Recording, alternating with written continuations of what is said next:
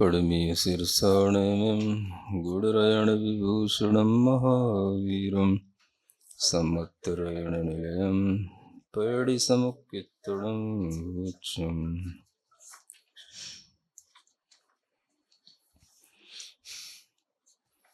गाथा नंबर 15।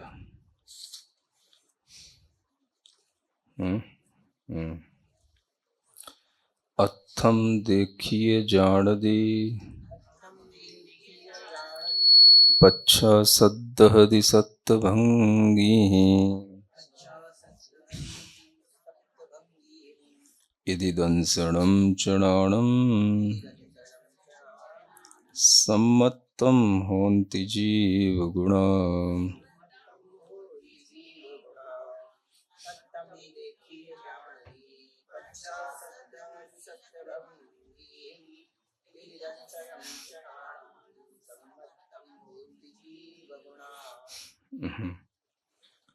अब यहाँ पर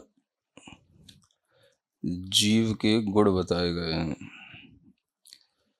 और जीव का गुण भी जिस तरह के ये आवरण आदि हैं उसी क्रम से उन जीवों के गुण आदि भी बताए गए हैं। तो पहले कहते हैं अथम देखिए जान दी। पहले जो है कोई भी अर्थ माने पदार्थ को जीव देखता है और फिर बाद में उसे जानता है। कोई भी संसारी जीव है वह पहले पदार्थ को देखता है और फिर बाद में उसको जानता है। तो देख करके जाना जाता है। कोई भी पदार्थ है संसार में और जिसको कोई भी संसारी जीव जानता है तो उससे पहले वह उसे देख लेता है ना। तो इसलिए यहाँ पर अथम देखिए जान दी।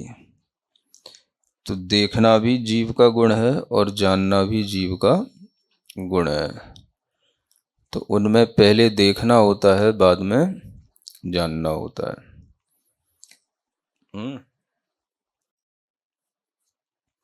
यानी दो प्रकार के कर्म बताए गए, दर्शनावरणी और ज्ञानावरणी। तो उसमें दर्शनावरणी कर्म के क्षय उपशम से दर्शन होता है और ज्ञानावरणी कर्म के क्षय उपशम से ज्ञान प्रकट होता है। तो कोई भी संसारी जीव होता है तो उसमें पहले दर्शनोपयोग होता है फिर बाद में ज्ञानोपयोग होता है।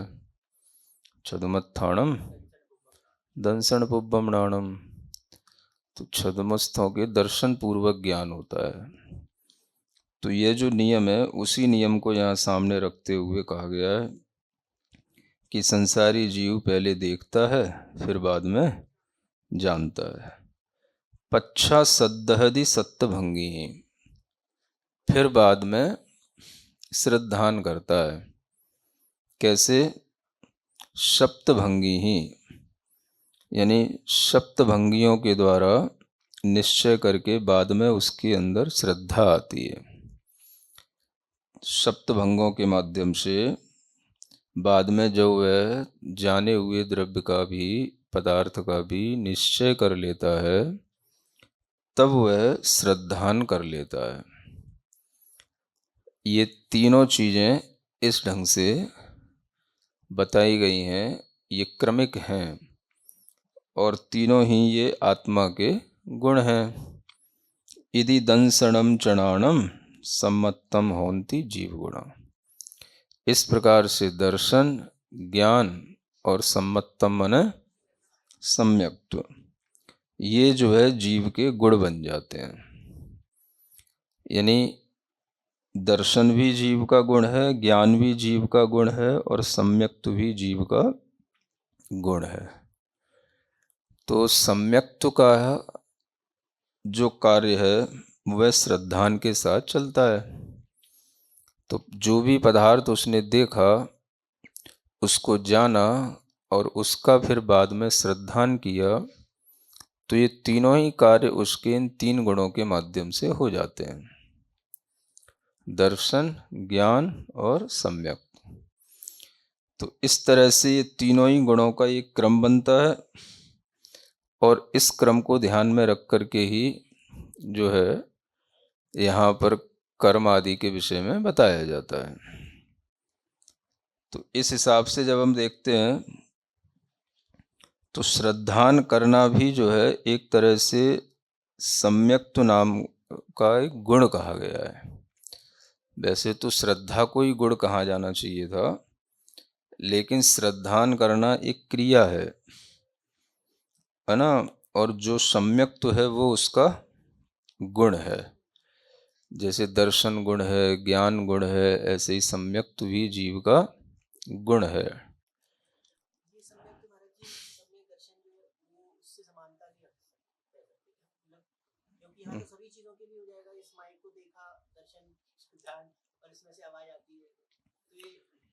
नहीं, पदार्थ का श्रद्धान उसका उसी रूप में करना, ये वही सम्यक दर्शन है। वो कोई दर्शनोपयोग वाला सम्यक दर्शन नहीं है, वो तो दर्शनोपयोग वाला तो दर्शन में चला गया। तो ये जो सम्यक्त्व है, ये वही सम्यक्त्व है जिससे पदार्थ को देख करके भी श्रद्धा उत्पन्न होती है।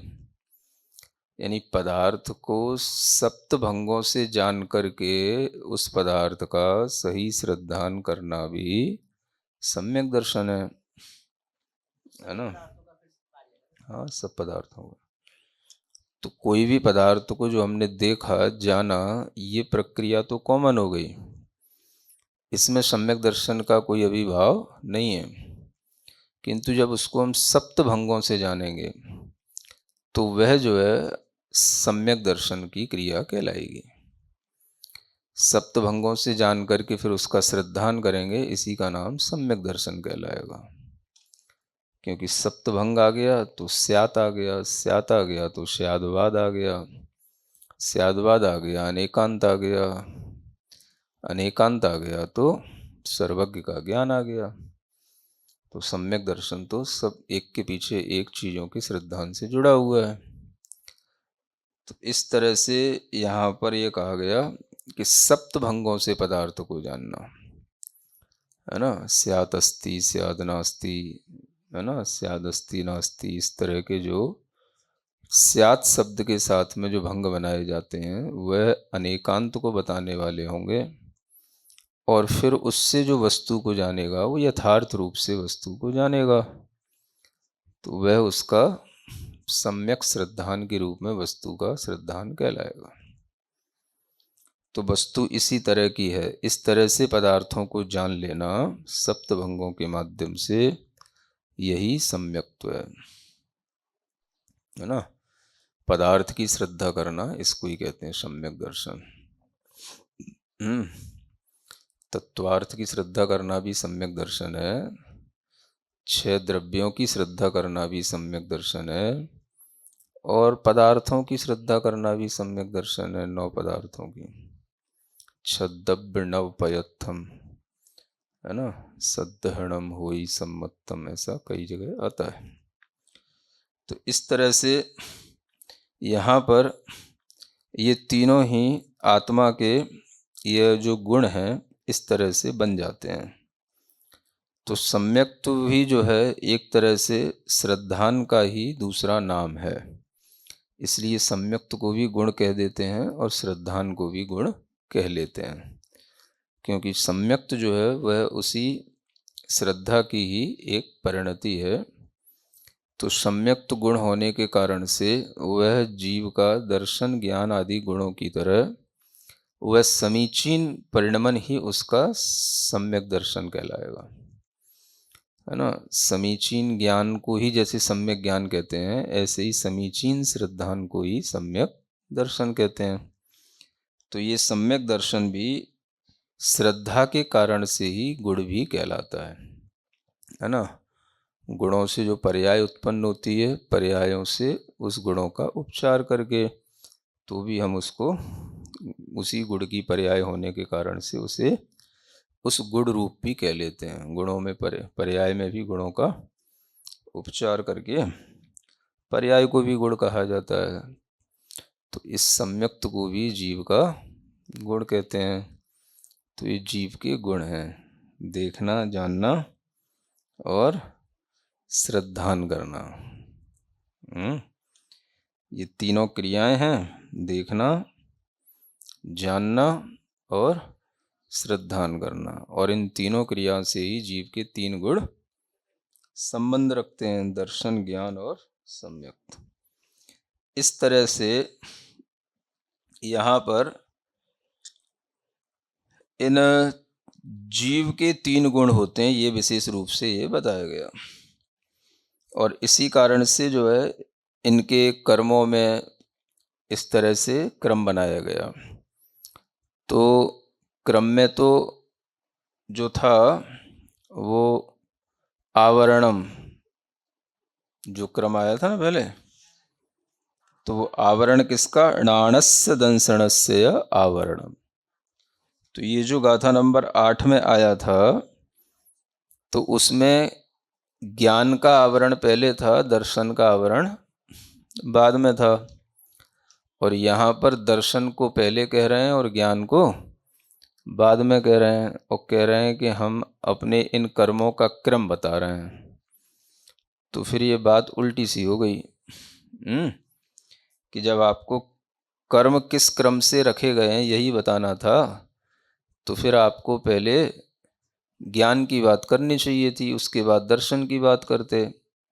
कि पहले जानना होता है फिर बाद में देखना होता है, क्योंकि आपने पिछली गाथा में णाणस्य दंसणस्य आवरणम ऐसा कहा है। तो इस तरह का जब प्रश्न सामने आया और ये गाथा का जो अर्थ सामने आया, तो इसमें एक विरोधाभास दिखाई दिया, है ना। क्योंकि आप ही ये कह रहे हैं कि अर्थ को पहले देखा जाता है फिर जाना जाता है, तो ये भी सही सिद्धांत है। और क्रम आपने पहले ज्ञानावरण का रखा फिर दर्शनावरण का रखा, और आप कह रहे हैं कि हम इस क्रम का क्यों इस क्रम को हमने इस व्यवस्थित किया, ये हम कारण भी बता रहे हैं। तो उसी का उत्तर देते हुए आगे कह रहे हैं, मानो ये प्रश्न हो गया सामने, इसलिए अब इसका उत्तर देते हुए आगे कहते हैं, अभ्रहिदादु पुव्वम णाणम तत्तो हि दंसणम होदि सम्मत्तमदो वीर्यम जीवा जीव गदमिति चरमे।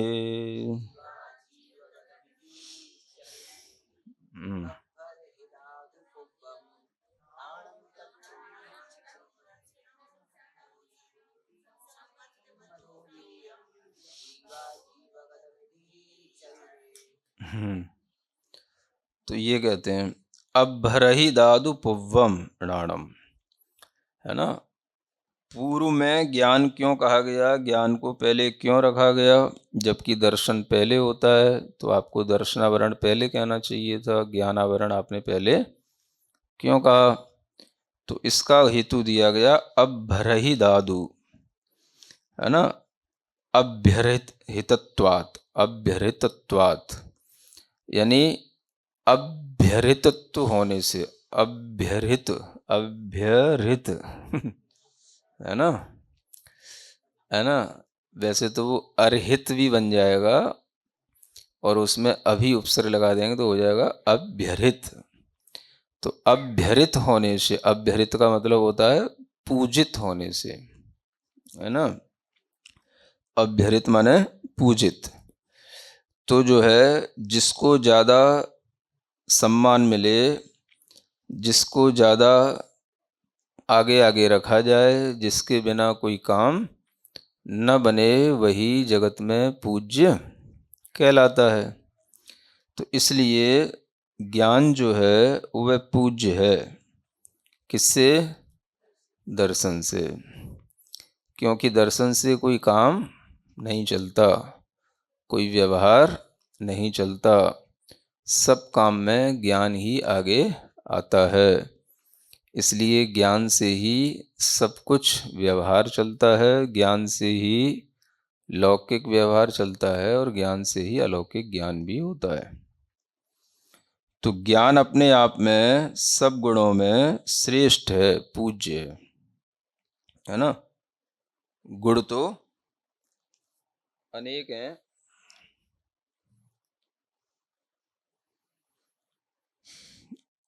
उन अनेक गुणों में ज्ञान गुण जो है वो पूज्य है। इस कारण से सबसे पहले यहाँ पर ज्ञान को कहा गया है ना। और इस तरह का नियम एक सामान्य तरीके से न्याय में, व्याकरण में चलता है ना। हम्म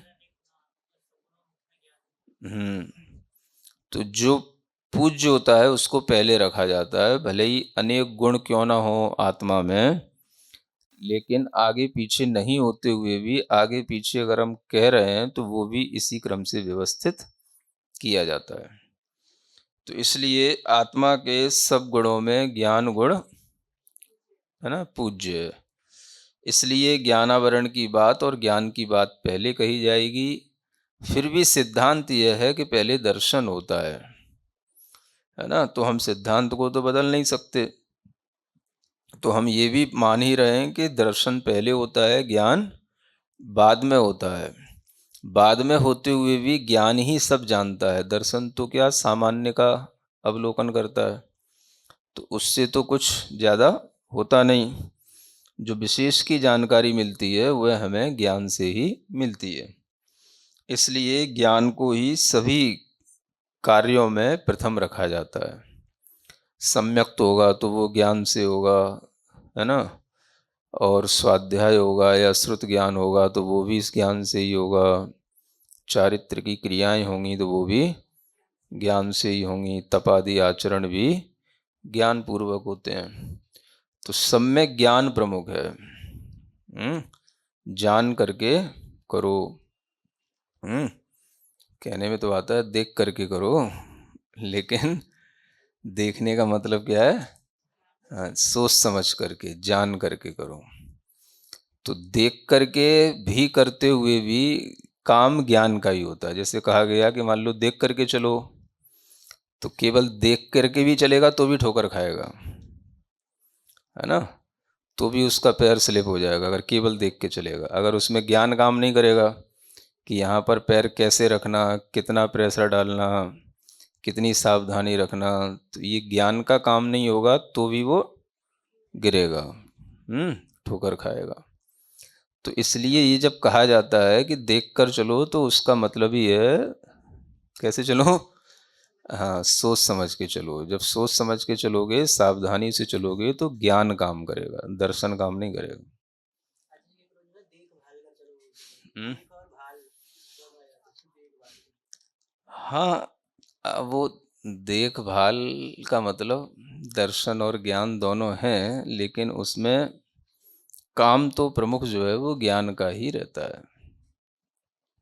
मान लो हम देख तो रहे हैं सामने, और कभी कभी हम देखते देखते भी गिर जाते हैं क्योंकि विचार कहीं और होता है। तो संभाल तो ज्ञान से ही होती है। हम्म देखते देखते भी रपट जाते हैं, देखते देखते भी ठोकर खा जाते हैं। और कई बार तो पता होता है कि बस अब गिरने ही वाले हैं तो भी गिर ही पड़ते हैं, तो रुक क्यों नहीं गए, गिरने वाले थे। तो वो दर्शन से काम नहीं होता, काम किससे होता है? ज्ञान से होता है। तो इसलिए हर काम में ज्ञान प्रथम है।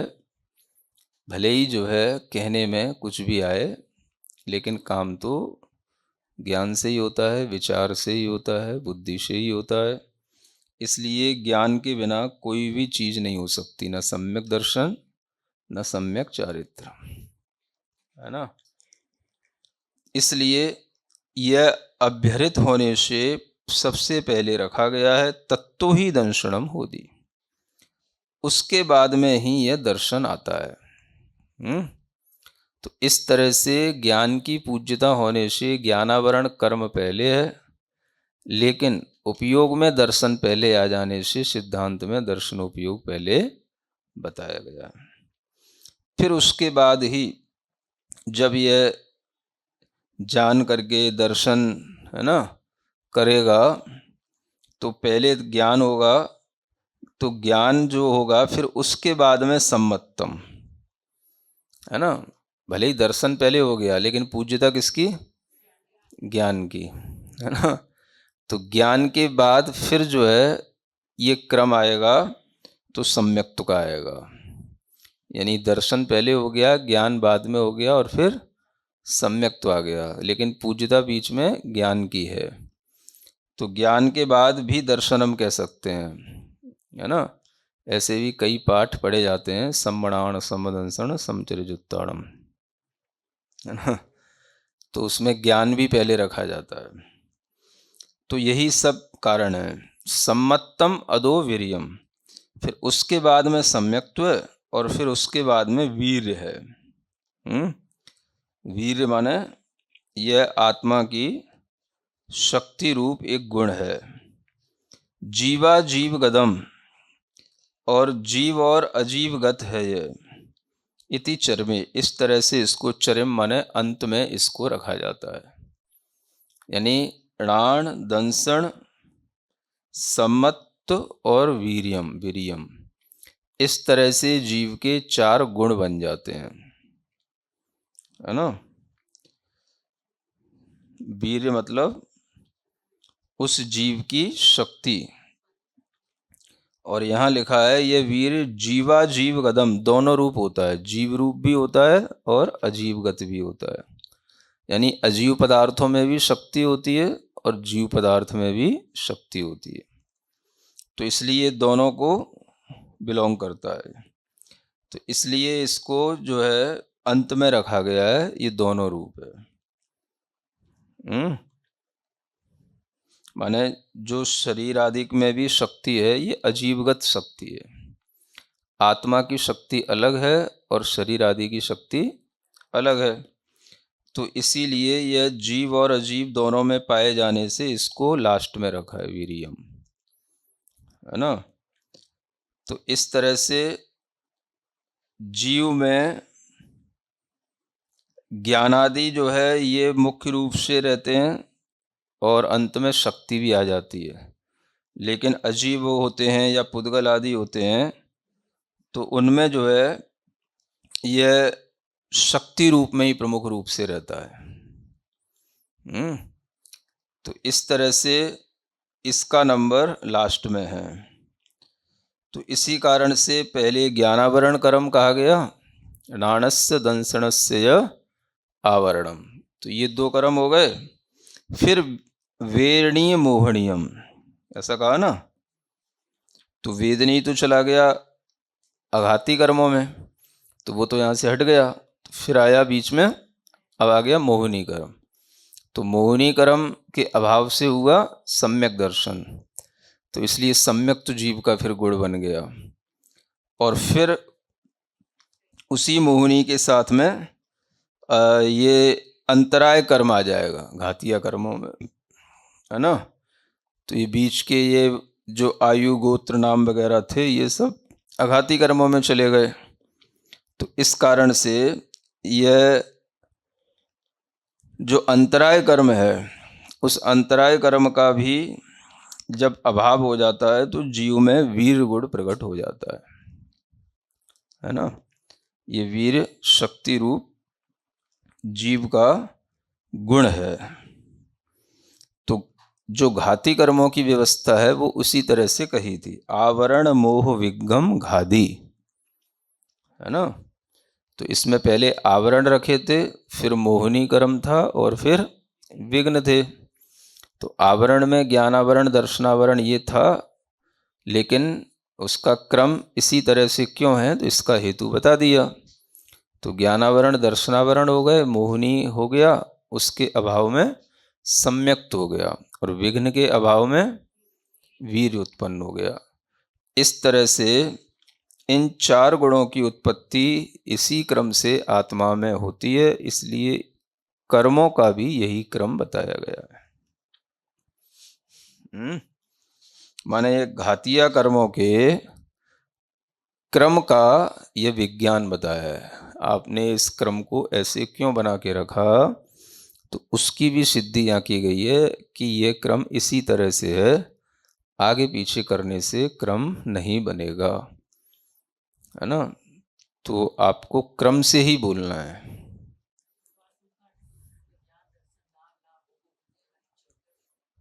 क्या? जहाँ जिस दृष्टि से लिखा गया है, जिस हेतु पूर्वक लिखा गया है, वहीं पर वो हेतु लगेंगे ना।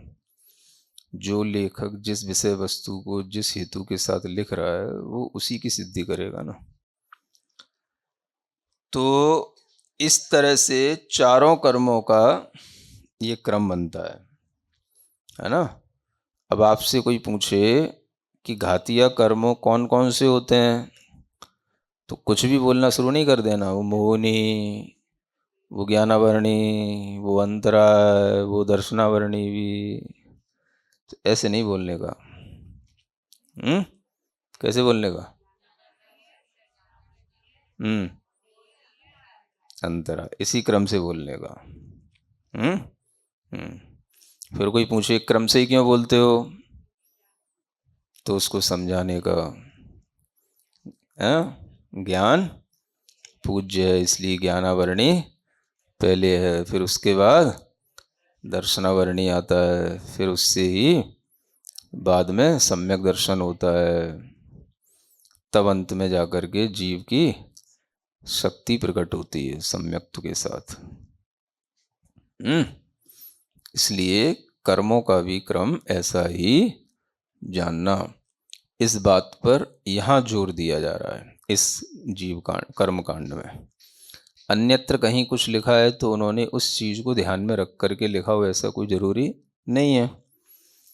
तो सब जगह की अपनी जो लिखने की व्यवस्था है वो लेखक के ऊपर आधारित रहती है कि वह सिद्धांत को ध्यान में क्रमिक रूप से लिख करके कर रहा है या अपने सूत्र आदि बनाने का जो ढंग होता है उस ढंग से सूत्र आदि बनाए जा रहे हैं। तो इस तरह से ज्ञानावरण, दर्शनावरण, मोहिनी और अंतराय, इन चारों कर्मों का यह क्रम जानना। अंत में वीर इसलिए है क्योंकि यह जीव और अजीव दोनों में पाया जाता है। यह हेतु भी आपको ध्यान में रखना है। ठीक है। घादीवि अघादिम वा निःशेषम घादणे असक्कादो णामतीर्णमित्तादो विग्गम पडिदम अघादिचरी मम्मी।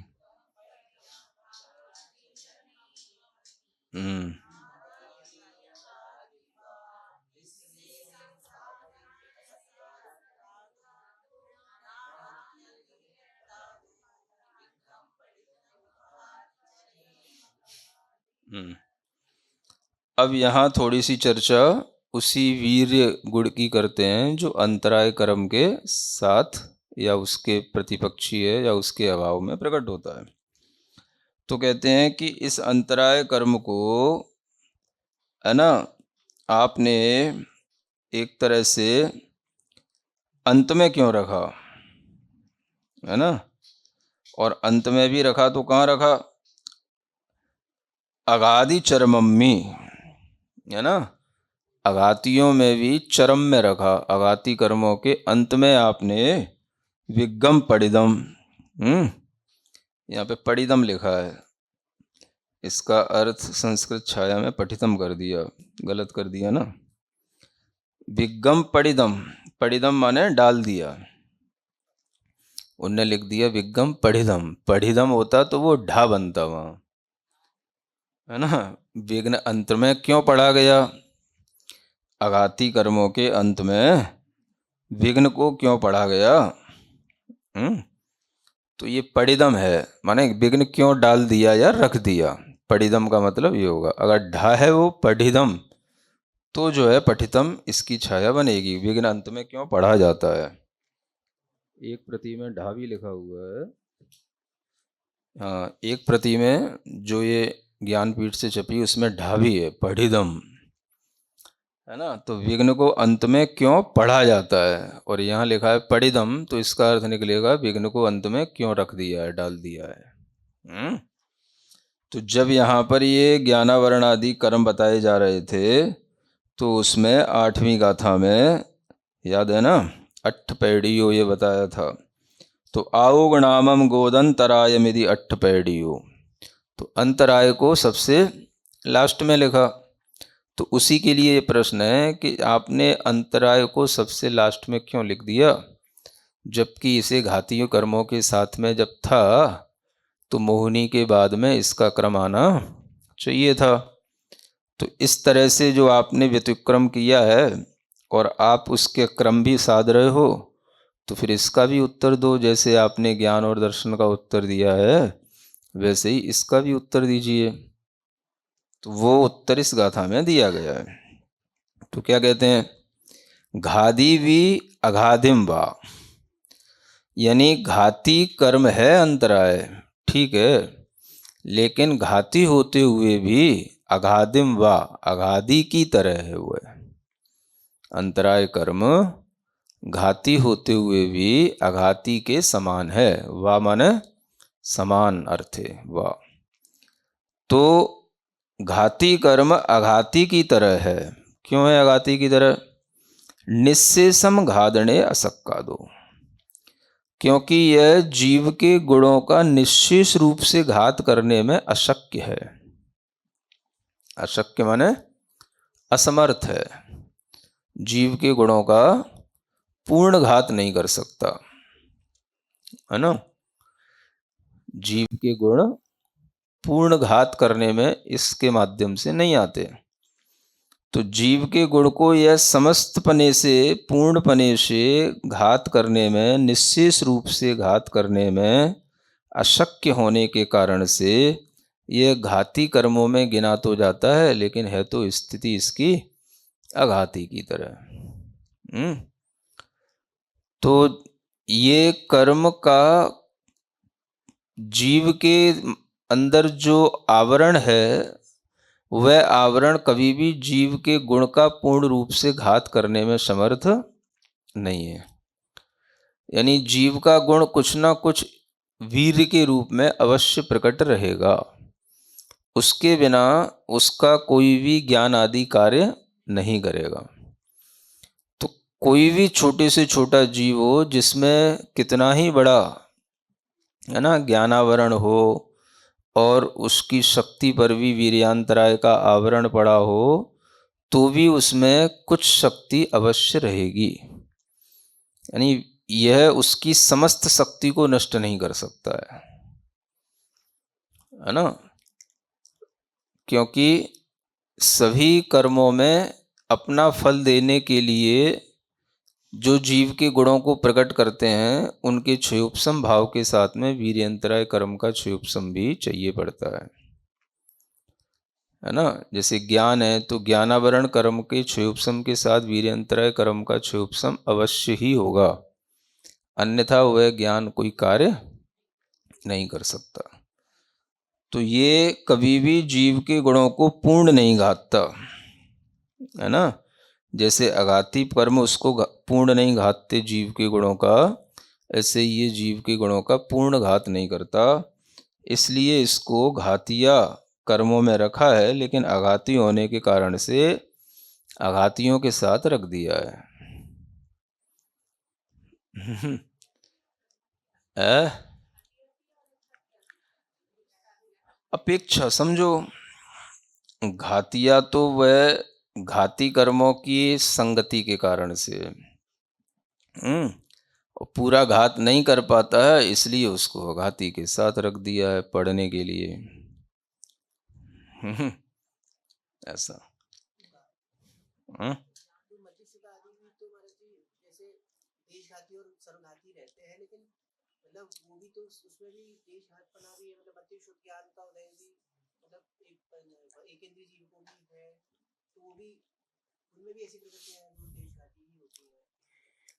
हाँ, तो वो भी घाती कर्म ही कहलाते हैं ना। ज्ञानावरणी कर्म तो घाती कर्म ही है ना।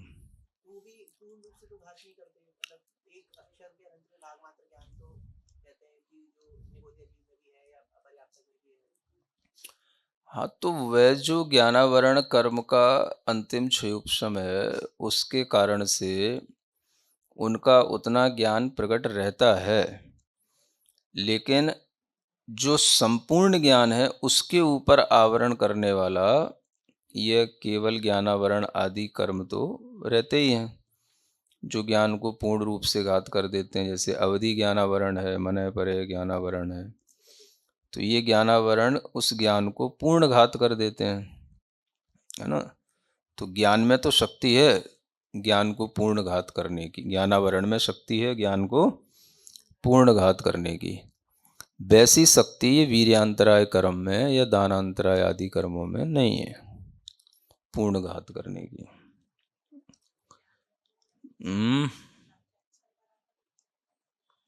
वो तो गया, यही कहने का मतलब है कि ज्ञानावरणी के जो भेद हैं उन भेद भी तो ज्ञानावरणी कहलाएंगे, अवधि ज्ञानावरण, मनः परे ज्ञानावरण।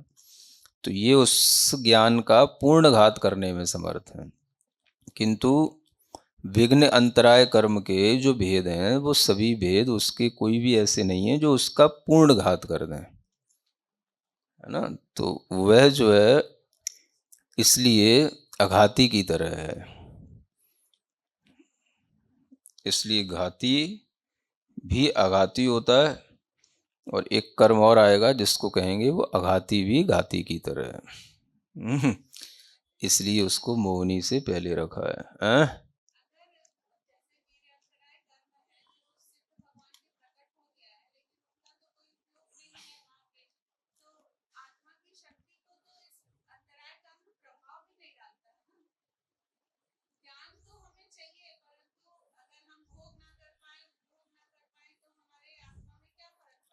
सिद्धों में कहाँ से वीर्य अंतराय कर्म आ गया?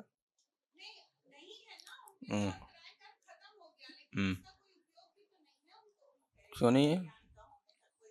केवल ज्ञान किससे सदा हुआ है? केवल ज्ञान किससे जान रहा है? अब भोग उपभोग की बात अलग है, वो इंद्रियां नहीं है, वो इंद्रियों का भोग उपभोग नहीं है। बाकी ज्ञान का भोग उपभोग तो सब यही है ना, ज्ञान का, अपने गुणों का भोग उपभोग तो सब यही है। इस तरह से यह 17वीं गाथा का भावार्थ स्पष्ट हो जाता है। ठीक है, क्या चीज? अब क्या बार बार देववाणी एक ही बार होती है। चलिए थोड़ा सा आगे पढ़ लेते हैं। आउ बलेण वट्ठिदी भवस्य इति नाम माउ पुव्वम तो भवमस्यणि चुच्चम इति गोदमनाम पोवम तो।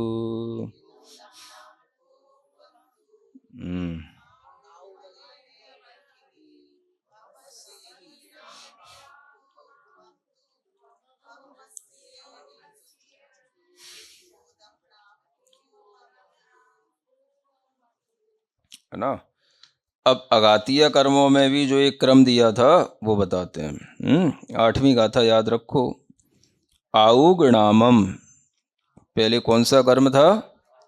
आयु कर्म, फिर उसके बाद रखा था नाम कर्म, और फिर गोद अंतराय मेरी गोत्र कर्म। तो उसका भी यहाँ पर रीजन बताते हैं कि आयु बलेण अवट्ठिदी भवस्स, यानी आयु के बल से ही भव की स्थिति होती है। भव माने जो भी उसे संसार मिला, जो भी उसे नरक आदि पर्याय प्राप्त हुई, वह उसका भव कहलाता है। उस भव में रहना ये किसके बल से? तो आयु के बल से होता है। तो चाहे उसको हम भव की स्थिति कह लें, चाहे उसको हम काय की स्थिति कह लें, क्योंकि भव में ही काय है और काय में ही आत्मा है, और उस आत्मा को उस काय में रोके रखने का कार्य आयु कर्म करता है, ये पहले कहा जा चुका है। तो इसलिए भव की अवस्थिति आयु के बल से होती है। इति, इस कारण से नामम आयु पुब्बम तु, नाम कर्म आयु पूर्वक कहा गया है। माने पूर्वक का मतलब आयु पूर्व में है, नाम बाद में है। नाम कर्म से पहले भी आयु कर्म का कथन इसलिए किया गया है क्योंकि आयु कर्म के बल से ही नाम कर्म का कार्य आगे बनता है। आयु बलेण अवठिति भवस्स। तो जैसा आयु कर्म होगा उसी के अनुसार नाम आदि कर्म अपने कार्य करते हैं। आयु कैसी है? तो जिस भव की आयु होगी उसी तरह से गति आदि नाम कर्म काम करने लग जाते हैं। फिर आयु के बाद नाम हो गया, फिर कहते हैं भवमस्सीय नीचोच्चम। अब भव का आश्रय लेगा तभी तो उसमें नीच उच्च की बात आएगी, है ना।